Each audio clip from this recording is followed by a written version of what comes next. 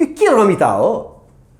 चुनाव नै धाँधली गर्ने उद्देश्य हो कि वा त्यो होइन भने कमिसनको खेला हो कि? यो गर्न चाहिँ के खोजेको भनेर यति बेला यावत प्रश्नहरू चाहिँ तेर्सिरहेका छन्। यो प्रसङ्गलाई तपाईँले कसरी हेर्नु भएको छ? निर्वाचनका लागि पैसा राजनीतिक पार्टी सत्ता पक्षलाई चाहिएको छ, त्यसका लागि पैसा सङ्कलन गर्ने बाटो नम्बर 1 यो हो। जुन अहिले 12 बोरका बन्दुक र 9mm को पिस्तोल भनिएको छ, यी हतियार चाहिँ सामान्यतया 700 देखि 800 युरो पर्छन् रे समाचार र आधार मान्दा। तर अहिलेको अवस्था हेर्दाखेरि 3200 युरोमा बुक गरिएको रहेछ भन्ने समाचार आएको छ। अनि 3 गुणा कमिसन चाहिएन त? सत्ता पक्षमा त्यत्रो राजनीतिक पार्टी छन्, तिनीहरूलाई पनि मिलाउनु पर्यो, उनीहरूलाई चुनाव खर्च दिनु पर्यो। यो बरेटा कम्पनीबाट बनेको हतियार रहेछ। जुन हतियार अहिले लिन लागि छ, यी 2017 भन्दा अगाडिका हतियारहरू 2020 देखि त सबै नयाँ मोडलका हतियार आइसके। बचे कुचेका त्यो सेलमा राखेका हतियार हुन्। तिनीहरू खरिद गरियो भने कमिसन धेरै आउने भयो। नेपालको इतिहासमा पहिलो व्यक्ति हो संसद खरिद बिक्री गरेर पनि प्रधानमन्त्री बन्या व्यक्ति। उहाँले आजसम्म नेपालको राजनीतिमा गरेको के हो भने त यस्तै कमिसनका खोर त हुन् नि। कसले रिट हाल्न सक्छ? आप नागरिक जसले पनि हाल्न सक्छ। तपाईँ हाल्नुहुन्छ? किन हाल्न नसक्नु? तपाईँको विचारमा उसो भए अहिले प्रधानमन्त्री शेरबहादुर देउवाले राजीनामा दिनुपर्ने हो?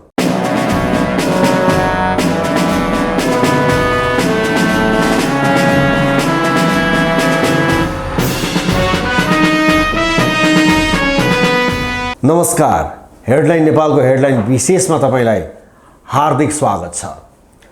काम कुरो एकातिर, कुम्लो बोकी ठिमीतिर, यो भनाइ पुरानै भनाइ हो। यति बेला वर्तमान सरकार चुनावलाई आधार देखाउँदै चुनाव अघि हतियार खरिद प्रक्रिया अगाडि बढाउँदैछ भन्ने खालका समाचारहरू यति बेला बाहिर आएका छन्। के चुनाव अघि हतियार खरिद गर्नुपर्ने त्यस्तो बाध्यकारी अवस्था नेपाल सरकारलाई किन आयो? अहिले आम नेपाली जनता सोच्दैछन् कि मतदाताहरू सोच्दैछन् अबको आउँदो सङ्घ र प्रदेशको निर्वाचन भव्य र सभ्य हुनेछ।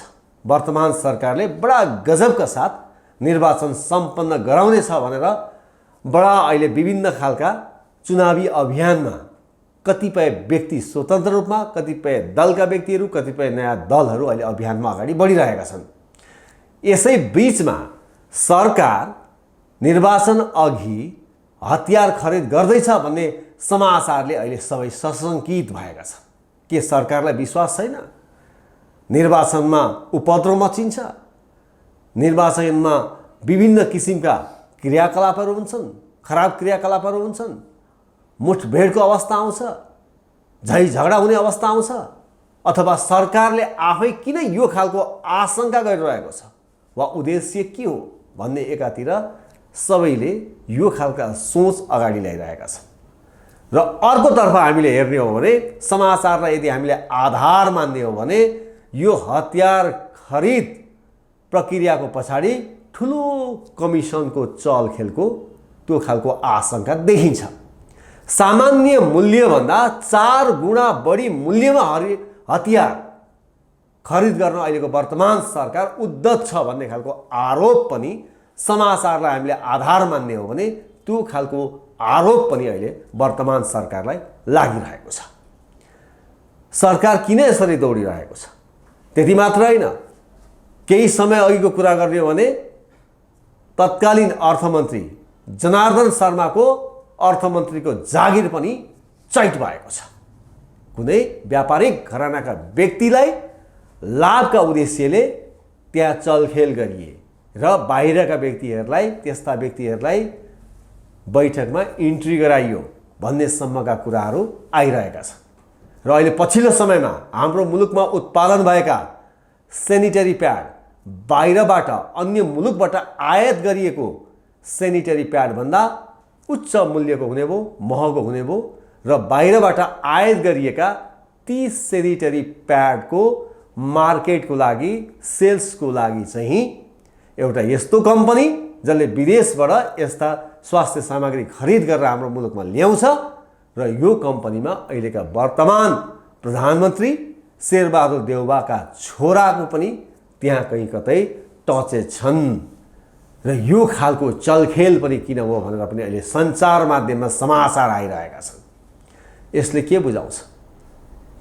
देश भनिँदैछ कहीँ श्रीलङ्का जस्तो नहोस्, देशमा हामीले अब दैनिकी गुजारा गर्नको लागि बलियो हुनुपर्छ, यो खालको कुराहरू एकातिर उठिरहेको छ र स्वयं सम्बन्धित निकायका व्यक्तिहरूले पनि भन्दैछन् हाम्रो आर्थिक अवस्था कमजोर भइसकेको छ। त यस्तो बेलामा यो हतियारको प्रसङ्ग किन आयो? सेनिटरी प्याड र ट्याक्सका कुराहरू किन यसरी आए? यी कुराहरू अहिले सञ्चार माध्यममा समाचारका रूपमा आइरहेका छन् र आम नेपाली नागरिकलाई फेरि एकपटक गम्भीर बनाएको छ। त आजको हेडलाइन विशेषमा हामीले विशेष गरी यिनै विषयको सेरोफेरोमा विशेष कुराकानी गर्ने जमर्को गरेका छौँ। के यो आवश्यक हो? के अहिलेको प्रक्रिया ठिक छ? इटालीको त्यो जुन कम्पनी छ, जुन कम्पनीसँग किन्ने भनिएको छ, बर्रेटा भन्ने कम्पनी, के त्यहाँनिर प्रतिस्पर्धा गर्नु पर्दैन थियो? 4 गुणा महँगो चलन चल्तीको मूल्यभन्दा बढी त्यो हामीले मूल्य हालेर किन्नलाई मिल्थ्यो कि मिल्दैन थियो? कानुनमा के छ व्यवस्था? यी प्रसङ्गहरू पनि आज हामी सम्भवतः जोडेर कुराकानी गर्नेछौँ र त्यसका लागि यति बेला हामीसँग आजका अतिथि हुनुहुन्छ अधिवक्ता यज्ञमणि न्यौपाने। उहाँलाई म स्वागत गर्न चाहन्छु। न्यौपानेजी, यहाँलाई कार्यक्रममा स्वागत छ। धन्यवाद। काम कुरो एकातिर कुम्लो बोकी ठिमीतिर भने जस्तै अहिलेको सरकार अहिले आर्थिक अवस्थामा हाम्रो मुलुक जर्जर भयो भनेर स्वयं राष्ट्र ब्याङ्ककै सम्बन्धित व्यक्तिहरू बोल्दैछन्, अर्थ क्षेत्रका विज्ञहरू बोल्दैछन्, कहीँ श्रीलङ्का नबनोस् भनेर पनि बोल्दैछन्। यो खालको अवस्थामा निर्वाचनको सङ्घारमा यो बर्रेटा भन्ने एउटा कम्पनी, जुन इटालियन कम्पनी हो, अहिले चलन चल्तीमै आउँदैन र यो अहिलेको जुन हतियार किन्न लागि छ, यो 12 बोरका बन्दुक र 9 mm को पिस्तोल भनिएको छ, यो के रमिता हो? चुनाव नै धाँधली गर्ने उद्देश्य हो कि वा त्यो होइन भने कमिसनको खेला हो कि? यो गर्न चाहिँ के खोजेको भनेर यति बेला यावत प्रश्नहरू चाहिँ तेर्सिरहेका छन्। यो प्रसङ्गलाई तपाईँले कसरी हेर्नु भएको छ? होइन, प्रष्ट रूपमा के देखिन्छ भने निर्वाचन आउन आँटेको छ। निर्वाचनका लागि पैसा राजनीतिक पार्टी सत्ता पक्षलाई चाहिएको छ, त्यसका लागि पैसा सङ्कलन गर्ने बाटो नम्बर 1 यो हो, कमिसन। एक उद्देश्य नम्बर 1। उद्देश्य नम्बर 2 के हो भन्दा यो त अलि ठुलै योजनाबद्ध तयार गरिएको कुरा हो। नेपालका राजनीतिक पार्टीहरू, सत्ता गठबन्धनमा रहेका राजनीतिक पार्टीहरूमाथि आम नागरिकमा वितृष्णा जन्मिएको छ। यसका विरुद्धमा स्वतन्त्र रूपमा उम्मेदवारी दिने र नयाँ राजनीतिक आस्थाका राजनीतिक पार्टीहरूले घेराबन्दी गर्न सुरु गर्ने अवस्था सुरु भएको छ। तिनीहरूलाई निस्तेज पार्न र तिनीहरूको मनोवृत्ति गिराउनका लागि पनि यी हतियार खरिद गर्न लागि नम्बर 2। तेस्रो नम्बर के छ भने नेपाल यस्तो एउटा देश हो जसलाई हतियारै चाहिँदैन, किनभने न नेपालले विदेशीसँग लड्न सक्छ, न अहिले नेपालमा घरेलु युद्ध छ। खास नेपाललाई हतियार चाहिने होइन, तर चाहिने के हो यिनीहरूलाई भन्दा यो नेपालमा अब अन्तर्राष्ट्रिय रूपमा के हेरिँदैछ भने अमेरिकाले नेपालका हिमाली क्षेत्रमा चाइना विरुद्ध षड्यन्त्र गर्नका लागि सुरु गरेका छ। यो हिजो एमसिसी का नाममा भन्नुहोस् या अहिले तपाईको एसपीपी का नाममा भन्नुहोस्, यो इन्डो पेसिफिक रणनीति भित्र रहेर यो एउटा चाहिँ शक्ति राष्ट्रहरू बीच रहेको अहिलेको शक्ति सङ्घर्षको कुराको त्यसको तपाईको प्रयोगशाला नेपाल छ।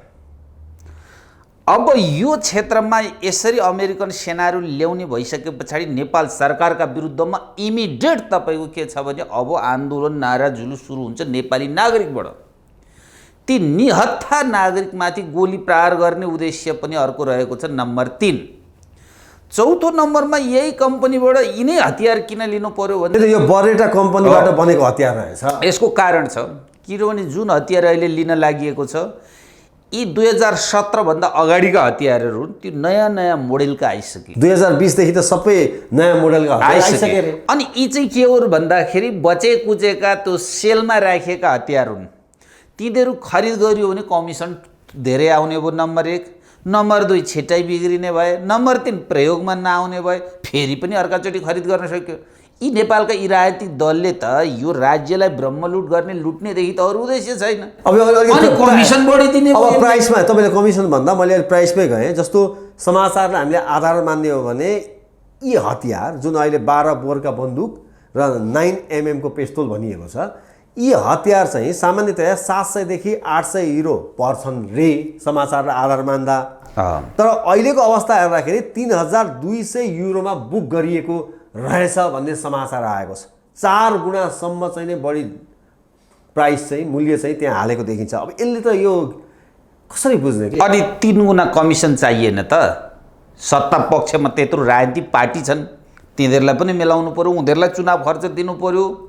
नेपाली कङ्ग्रेस जिउँदैछ, उसलाई अब चाहिँ प्रधानमन्त्री छोरालाई सेनेटरी प्याड उहाँ खरिद गर्न लगाएर चाहिँ पैसा चाहिँ ब्रह्मलुट गर्न लाग्नु भएको थियो। यहाँ चाहिँ दुनियाँ आन्दोलन सुरु भयो, त्यो घट्ने भयो, पैसा त चाहिएछ। नेपालको सबैभन्दा नेपाली काङ्ग्रेसमा संसद खरिद बिक्री गर्ने इतिहासको सुरुवात गर्ने मान्छे त अहिलेका प्रधानमन्त्री हुन् नि त। नेपालको इतिहासमा पहिलो व्यक्ति हो संसद खरिद बिक्री गरेर पनि प्रधानमन्त्री बन्या व्यक्ति। उहाँले आजसम्म नेपालको राजनीतिमा गरेको के हो भने त यस्तै कमिसनका खोर त हुन् नि। उहाँले अहिलेकै नेपाली काङ्ग्रेसको नेतृत्वले हो नेपालमा चाहिँ डेमोक्रेसीलाई लगेर दरबारमा बुझाएको, आधा साँच्चो भनेर उहाँले नै गरे हो। नेपाली काङ्ग्रेस फुटाएको उहाँले नै हो। संसद खरिद बिक्री उहाँले नै गरे हो। र गृहमन्त्री हुँदाखेरि सबैभन्दा धेरै चाहिँ अकुत पैसा राखेर चाहिँ उहाँले चाहिँ भण्डारण गरेको कुरा पनि सबैलाई थाहा छँदैछ। यसकै पेरिफेरीमा रहेर अरू राजनीतिक पार्टीले पनि सिक्या हुन्। यिनीहरूलाई भागभण्डा लगाउनु थियो, त्यही उद्देश्यले यो खरिद गरे के ठुलो कुरो छ। अनि जस्तो मैले अलिकति कानुनी प्रसङ्ग जोडेँ, जस्तो कतिपय न्युजहरू अथवा अख्तियारले क्याबिनेटको निर्णय भएका कुरालाई अख्तियारले पनि हेर्न नपाउने भनेर केही समयदेखि अहिले नेपालमा चलिरहेछ हो। अरूतिर समाचारहरू पनि पहिला हामी स्मरण गरौँ, क्याबिनेटको बैठक चाहिँ लगभग पारदर्शी नै हुन्थ्यो। तर पछिल्लो समयमा ती बैठकहरू त्यति पारदर्शी पनि छैनन् र त्यहाँनिर प्रवक्ताले, सरकारका प्रवक्ताले के भने त्यसैको आधारमा कहिलेकाहीँ त ढिलो गरी पनि आउँछ। त्यसैको आधारमा समाचार बनाउनु पर्ने चाहिँ मिडियाले त्यो खालको स्थितिहरू पनि बनेको छ। अब यो त क्याबिनेटबाट नै लगभग भइसक्यो भन्ने खालका कुराहरू पनि छन्। नेपाल प्रहरीबाट पनि त्यहाँ अनुमति चाहिन्छ होला, सम्भवतः भइ पनि सक्यो कि। यो समग्र परिस्थिति हेर्दा कानुनी रूपमा कहीँ कतै रिट हाल्न सक्ने, अदालतको ढोका ढकढकाउन सक्ने, अथवा कानुनी रूपमा चाहिँ नै कहीँ यहाँ फल्ट भएको छ कि छैन, या त डाइरेक्ट चाहिँ एउटा कुनै कम्पनीको चाहिँ नि मध्यस्थकर्ताको रूपमा चाहिँ आयो र त्यही ढङ्गबाट अगाडि बढियो भन्ने पनि कुराहरू देखिएको छ। भनेपछि कानुनी रूपमा चाहिँ यसलाई हामीले कुन आँखाबाट हेर्नु? होइन, यसरी हेर्नु पर्यो। यसको तपाईँलाई पहिलो कुरा के छ भने नि, हतियार खरिद गर्नका लागि सुरक्षा सामरिक तथा प्रतिरक्षा कार्यविधि 2064 छ, त्यसलाई 2076 सालमा संशोधन गरियो। त्यो नियोजित रूपमा संशोधनको सुरुवात गरियो। यो तत्समयमा द्वन्द्वकालीन अवस्थामा पनि के थियो भन्दा कि त G2G चाहिँ खरिद गर्ने एउटा छुट्टै प्रक्रिया थियो, त्यो चाहिँ नेसनको आवश्यकतालाई हेरिन्थ्यो, गभर्मेन्ट टु गभर्मेन्ट। बादमा के थियो भन्दा हाम्रो चाहिँ सम्पूर्ण राज्यले जे खरिद गर्छ होइन, चाहिँ राज्यले खरिद गर्ने सम्बन्धी चाहिँ बोलपत्र आह्वान गर्ने अन्तर्राष्ट्रिय रूपमा पनि सार्वजनिक खरिद ऐनको प्रयोग गरिन्थ्यो। हेर्नुहोस्, यो सार्वजनिक खरिद ऐनको प्रयोग मार्फत खरिद गर्दा के हुन्छ भने टेन्डर आह्वान गर्नुपर्ने हुन्छ र एउटै किसिमका कम्पनीहरूमध्ये कुन कुन कम्पनीले चाहिँ बुझाउँछन् र कसले सस्तोमा सामान दिन्छ त्यो खरिद गर्दाखेरि पारदर्शिता हुने भयो। यो पारदर्शितालाई फुकाउनका लागि यिनीहरूले यो कार्यविधिमा संशोधन गरेर अगाडि बढ्या भन्ने देखिन्छ। तर यो कार्यविधि ऐन होइन। एक यतातर्फबाट पनि के देखियो भने यो विषय चाहिँ प्रतिस्पर्धा नगराइकन, बोलपत्र आह्वान नगरिकन कुनै एउटा कम्पनीसँग एउटा व्यक्ति जो चाहिँ यो कमिसनको मिलाउने व्यक्ति छन् त्यो कम्पनीसँग खरिद गर्नु भनेको यो कानुन विपरीत हुन्छ। यो सर्वोच्च अदालतमा रिट लाग्छ, यसमा अन्तरिम आदेश जारी हुने अवस्था छ। नम्बर 1। नम्बर 2, त्यहाँ नपुगिकन हामीले अहिले के भन्न पर्छ भने नि, हिजो यही चाहिँ यिनै विषयसँग सम्बन्धित करका दायराहरू फरक पार्दाखेरि गृहमन्त्रीलाई हामीले हटायौँ भने आज प्रधानमन्त्रीमाथि पनि यी प्रश्न उठाउनु पर्छ। अर्थमन्त्रीलाई हटायौँ भने आज यो विषयसँग गृहमन्त्री पनि जोडिएको हुन्छ र प्रधानमन्त्री पनि जोडिएको हुन्छ। यिनीहरूमाथि पनि हामीहरूले प्रश्न उठाउनुपर्छ। नम्बर 2, किनभने यो एउटा करप्सन हो, यो एउटा भ्रष्टाचार हो। भ्रष्टाचारले पूर्णता पाउने नपाउने एउटा कुरा छ, रकम त पठाइसक्यो, सम्झौता गरियो भने त यी त भ्रष्टाचारका मतियारहरू हुन्। तेस्रो कुरो यसलाई केले पुष्टि गर्छ भने त्यही प्रहरीबाट प्रमुख भएर रिटायर भएका आज हिजोका जस्तो नवराज सिलवाल जस्ता व्यक्तिहरू लगायत अन्य व्यक्तिहरूले के भनिरहेछन् भने आज नेपाल प्रहरीलाई यी चाहिँ डेट एक्सपायर हतियारको त कुरै छोडौँ, अरू हतियार पनि आवश्यकता छैन। बरु आवश्यकता के छ भने त्यो पानीको फोहरा हान्नेर चाहिँ यहाँ उनीहरूलाई अरू ती सामानहरू आवश्यकता छ भने तपाईँको अश्रु ग्यास, वाटर टनेल हो, वाटर टनेल, अश्रु ग्यास जस्ता चिजहरू चाहिँ आवश्यकता छ भने त्यो पनि निर्वाचनलाई वाटर परिलक्षित गरेर या हुन सक्ने सम्भावित तपाईँको चाहिँ यही एसपिपी फेरि सम्झौता गर्न अमेरिकाले चाहिँ एजेन्ट पठाउँदैछ त्यहाँ आन्दोलन होला भन्ने हिसाबले। देखि बाहेक कि नेपाली नागरिकमाथि चाहिँ म अब चाहिँ हतियार पड्काउँछु भन्नु पर्यो नि त। हिजो जङ्गलमा हुँदा पड्काएको हतियार अब हामी राज्य सत्ताबाट चाहिँ हामी सुरु गर्छौँ भनेर माओवादीले सुरु गर्ने हो, कङ्ग्रेसले सुरु गर्ने हो। हिजो हामीले बन्दुक बोकेको हो, नेपाली नागरिक हाम्रा विरुद्धमा बोले, हाम्रा विरुद्धमा भोट हालेनन् भने हामी बन्दुकै पड्काउँछु भन्ने हो नि एउटा कुरा। नत्र देश यो जर्जर अवस्थामा छ, व्यापार घाटा छ। अनि यहाँ चाहिँ के भन्न थालिएको छ भने कम्ती खाद्यान्न पनि नेपालले पुर्याउनु पर्छ, विदेशबाट खरिद नगरौँ भनेको छ। नेपालीलाई चाहिँ अब नयाँ गाडी नचढ भनेको छ। नेपालमा चाहिँ अब नयाँ कल कारखानाका लागि चाहिने अति आवश्यकीय खाद्य वस्तु उत्पादन गर्नेदेखि बाहेक अरू र मेटेरियल चाहिँ खरिद नगर भन्ने।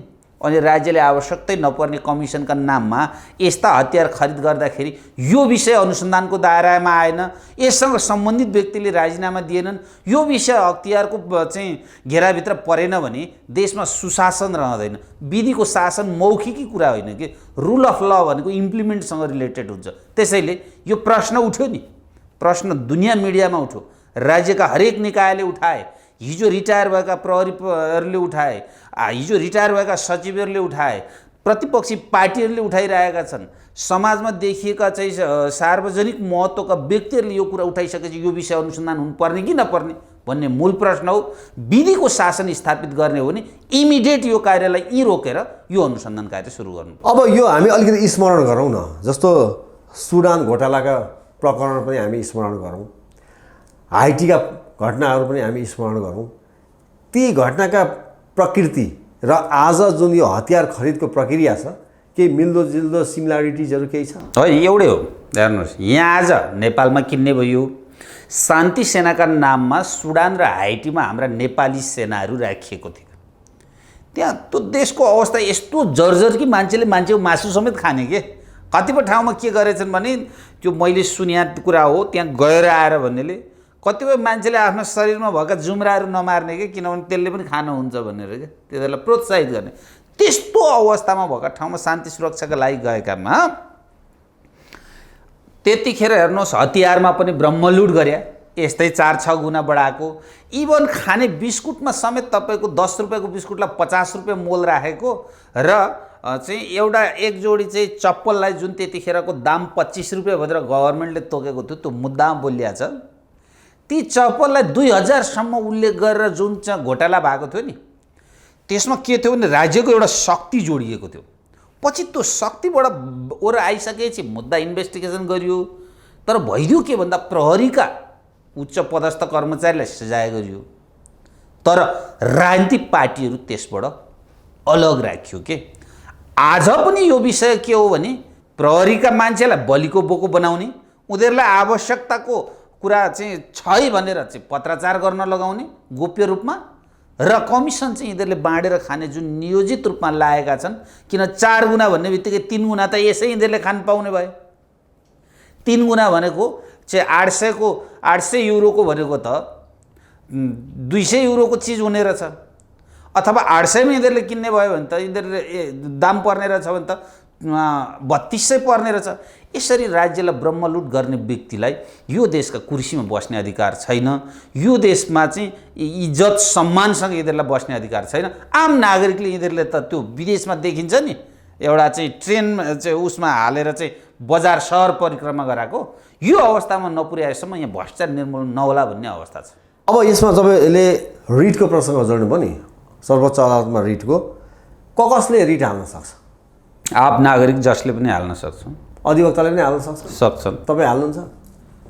परिस्थिति हेरेर हाल्नुपर्छ, किन हाल्न नसक्नु? यो विषय खरिद बिक्री अगाडि बढेको विषय त हाल्नै पर्यो, किनभने आवश्यकता छैन, राज्यले माग्दैन, सरकार चलाउनेका लागि त्यसै अनावश्यक चिजहरू खरिद गरिन्छ, जसलाई टेन्डर आह्वान गरिँदैन, बोलपत्र आयोजन गरिँदैन, G2G खरिद छैन, त्यसमा चाहिँ राज्यको इन्भल्भनेस देखाइँदैन, कुनै कम्पनी थ्रु गरिन्छ, बिचमा व्यक्तिहरू जोडिएका छन् र अन्तर्राष्ट्रिय रूपमा त्यसको मूल्य चाहिँ अहिले त तपाईँको के छ भने त्यही चिजको मूल्य कति हुन्छ भनेर नेटमा खोज्दा पनि भेटिन्छ र 2017 देखि फेज आउट भएर नयाँ आइसकेका विषयहरूमा चाहिँ राज्यले यस्तो गैर जिम्मेवारपनको काम गर्छ भने यो राज्य होइन कि, यसमा त भ्रष्टाचार छ, अनियमितता छ, या चाहिँ अनैतिकता छ, यहाँ त राज्य ब्रह्मलुट गर्नका लागेका यी व्यक्ति छन्, यिनका विरुद्धमा पनि त यो त रिटमा जानै पर्छ नि, राष्ट्रको केही पैसा जोगाउनका लागि पनि जानुपर्ने अवस्था छ।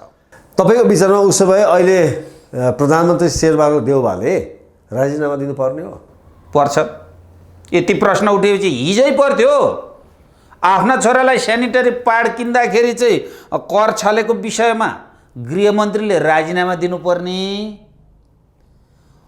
प्रधानमन्त्री चाहिँ त्यही कुर्सीमा बस्ने अधिकार रहन्छ भने? एक त यो मन्त्री परिषदको गठन नै हेर्नुहोस्, विचित्र छ। यो परमादेशको सरकार हो, यसमा पब्लिक म्यान्डेट छैन, यो एउटा अदालतको फैसला आयो मान्न पर्या हो, एउटा जुरिस्प्रुडेन्स छ, कालालाई सेतो किन नभनोस्, सक्षम अदालतले भनिदियो भने मान्नुपर्छ भन्ने आधारमा माने हो। हामी अदालतले भनेर चाहिँ मन्त्री परिषद गठन भएकाले, म प्रधानमन्त्री भएकाले अदालतप्रति उत्तरदायी हुन्छु, जनताप्रति हुन्न भन्ने हो नि त एउटा कुरा। बादबाकी राजीनामा दिनु पर्दैन? छोरो महिलाहरूले चाहिँ सदियौँदेखि पीडित भएर रहेका, यिनीहरूको चाहिँ रहस्यलाको बेलामा चाहिँ आफूलाई चाहिँ जोगाउने एउटा सेनिटरी प्याडमाथि चाहिँ यत्रो भ्रष्टाचार गर्छ, यत्रो चाहिँ कमिसन खोरमा लाग्छ। एक दोस्रो कुरो त्यसको असर के छ भन्दा नेपाली उद्योग कल कारखानामाथि ताला लगाउने अवस्था बनाउने र विदेशी उत्पादन सामानहरू नेपालमा भित्राउने र नेपाललाई चाहिँ यो चाहिँ श्रीलङ्काको अवस्था पुर्याउने मूल व्यक्ति त आखिर त यिनै रहेछन् नि त। यिनलाई कम्तीमा पनि नेपालको माया थियो भने, कम्तीमा पनि चाहिँ देखिराखेको त्यो चाहिँ व्यापार घाटालाई घटाउनु थियो भने त नेपालमा सेनिटरी प्याड उत्पादन गर्दा ट्याक्स छुट हुन्छ, विदेशीलाई बन्द हुन्छ भनिदिए भए के हुन्थ्यो? कम्तीमा व्यापार घाटा घट्थ्यो नि। यतातर्फ यिनको मन छैन। व्यापार घाटा बढाइयो भने देश अस्थिरतामा जान्छ, अनि त्यहाँबाट विदेशबाट कुन देशबाट कति माग्ने, के सम्झौतामा सही गर्ने, अनि नेपाललाई चाहिँ अन्तर्राष्ट्रिय प्रभावमा पारिराख्ने, अनि नेपालको परराष्ट्र नीति निमिट्यान्न पार्ने, यही शेरबहादुर देउवाका पालामा नेपालको सबैभन्दा परराष्ट्र नीति फितलो भएको छ। हाम्रो संवैधानिक परराष्ट्र नीति के हो भने असंलग्न परराष्ट्र नीति हो। पञ्चशीललाई हामी अनुसरण गर्छौँ, तर जब एमसीसी पास गरेका भोलिपल्ट के गर्यो? युक्रेनका पक्षमा वकालत गर्यो नेपालले। त्यतिखेर संवैधानिक रूपमा मैले के भनेको थिएँ? नेपालको परराष्ट्र नीति असंलग्न परराष्ट्र नीति माथिको धावा हो। यसो हो भने आजदेखि नेपालले विदेशमा शान्ति सेना पठाउन छोड्नुपर्छ भनेको थिएँ। अब गर्दै गर्दै अमेरिकन सेना परेड खेल्न पनि नेपालमा ल्याउन सुरु भइसकेको छ। नेपालको अर्थनीतिका सन्दर्भमा नेपाली काङ्ग्रेस हिजो पनि जिम्मेवार हो। नेपालको अर्थनीति परिवर्तन गर्ने नाममा त आखिर आज त नेपाली काङ्ग्रेस मूल जिम्मेवार हुँदाहुँदै देश त आज कहाँ पुग्यो भन्दा त देश त श्रीलङ्काको अवस्थामा पुग्यो। यो श्रीलङ्काको अवस्थालाई रिकभर गर्ने उद्देश्य नराखेर आफ्ना घरका छोरालाई व्यापार गराउने उद्देश्यले, अरबौँ लुट्ने उद्देश्यले चाहिँ देशका उद्योग धन्दालाई चाहिँ बन्द गराउन नियोजित रूपमा कर छालीका सन्दर्भमा चाहिँ करमा चाहिँ वृद्धि गरिन्छ भने त्यो अर्थमन्त्रीको जिम्मेवारी त यो हाम्रो प्रधानमन्त्रीय प्रणालीमा त प्रधानमन्त्री हुन्छ नि। क्याबिनेटको बैठक भनेको सिङ्गल प्राइम मिनिस्टरको निर्णय हो। त्यसैले यसको दोषी प्रधानमन्त्री हुन्। हामीले प्रधानमन्त्रीका विरुद्धमा आवाज नउठाउने, अनि त्यो चाहिँ अर्थमन्त्रीलाई मात्रै राजीनामा दिएर ठिक हुन्छ भनियो भने के हुन्छ भने उखान छ नि, भ्रष्टाचार सिरानबाट बढार्दै ल्याउनु पर्ने पुछारबाट बढाइदियो भनिन्छ नि, त्यही अवस्थामा हुन्छ। त्यसैले प्रधानमन्त्रीले नैतिक रूपमा राजीनामा दिनुपर्छ भनेर आज प्रतिपक्षी दल बोल्नु पर्थ्यो, बोल्दैन, किनभने भोलि आफू पनि कहीँ छ नि त। यसमा बुद्धिजीवीहरू बोल्नु पर्थ्यो, बोल्दैनन्। यो देशका बुद्धिजीवी भन्ने, यो देशका मानवाधिकारवादी भन्ने, यो देशमा रहेका प्रोफेसर डाक्टरहरू भन्ने पनि कुनै न कुनै राजनीतिक खोल ओढेर बसेका छन्। उनीहरूको उद्देश्य छ कहीँ राजदूत पो पाइहालिन्छ कि, कहीँको जिएम पो पाइहालिन्छ कि, कहीँको चाहिँ भिसी रेक्टर पाइहालिन्छ कि। त्यही भएर यिनीहरू बोल्दैन, किनभने कुलपति हो नि त। त्यसो भएका कारण यो देशको विकास, उन्नति, समृद्धि गर्ने हो नि यस्ता भ्रष्ट मानसिकतामा चाहिँ जागेका व्यक्तिहरू जुनसुकै तह र तबकाका हुन् तिनका विरुद्धमा सडकमा उठ्नु पर्यो के। बरु सडकमा उठ्दाखेरि तिनीहरूलाई चाहिँ दबाउनका लागि कम्तीमा अहिले आवश्यकता के रहेछ भन्दाखेरि त त्यही पानीको फोहरा हान्ने र अश्रु ग्यास रहेछ त्यो ल्याउन् न, बन्दुकै ल्याएर कि ठोक्ने भने हुनु पर्यो। त्यसो हो नि, किन डेमोक्रेसी भने, किन विधिको शासन भने, किन रुल अफ ल भने, किन लोकतन्त्र भने। त्यसो भएका कारण यो गलत छ। यज्ञमणिजी, तपाईँले सर्वोच्चमा रिट हाल्छु भन्ने कुरा गर्दै गर्दा तपाईँलाई खतरा हुन सक्दैन? त्यस्तो गाह्रो कुरा छैन। हेर्नुहोस्, खतराको भने त एउटा नागरिकले राज्यलाई जोगाउनका लागि, राष्ट्रियता जोगाउनका लागि, देशको अर्थतन्त्रलाई कम्तीमा चाहिँ यो अवस्थामा नजाओस् भन्नका लागि, विधिको शासन स्थापित गर्नका लागि, रुल अफ लको पक्षमा त्यो अदालत जाँदाखेरि अब खतरा भयो भने त्यो खतरा मोल्न तयार हुनुपर्छ। त्यही हो नि त एउटा असल नागरिकको दायित्व। हिजो त दुनियाँ व्यक्तिहरू त शहीदै हुन पनि त तयार भयो नि, हाँसेर शहीद भएको उदाहरण भएको यो देश हो। त्यसैले यसलाई खतरा हुन्छ भन्ने आधारमा रिट लिएर नजानु भनेको म माथिको पनि कायरता हुनसक्छ। हुन्छ यज्ञमणिजी, तपाईँले आफ्नो महत्त्वपूर्ण विचारहरू हाम्रा दर्शकको माझमा राखिदिनु भयो, हामीलाई समय दिनुभयो, स्टुडियो आइदिनु भयो, यहाँलाई धेरै धेरै धन्यवाद छ। हस्, धन्यवाद हजुरलाई पनि। नमस्कार। नमस्कार।